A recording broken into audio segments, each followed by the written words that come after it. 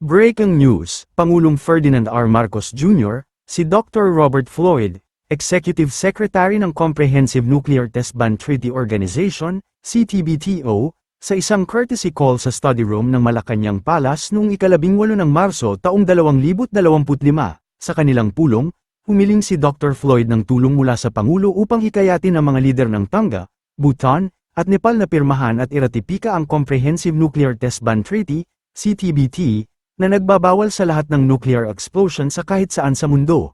Ang CTBT ay tinanggap ng United Nations General Assembly, UNGA, noong ika-10 ng Setyembre taong 1996. Bilang tugon, muling pinagtibay ni Pangulong Marcos Jr. ang kanyang pangako sa CTBTO, na nagsasaad na siya ay magsisikap na hikayatin ang mga nabanggit na mga bansa na iratipika ang kasunduan upang gawing mas ligtas ang mundo mula sa mga banta ng nuclear. Binibigyang diin din niya ang mahalagang papel ng CTBT sa Pilipinas, na itinuturing itong isang pangunahing mekanismo para sa pagtatayo ng tiwala upang itaguyod ang kooperasyon sa pagitan ng mga estado at tugunan ang mga isyu sa seguridad sa rehiyon at sa buong mundo. Ang kasunduan ay hindi maaaring formal na magkabisa hanggang hindi ito naratipikan ng 44 na tiyak na mga bansa.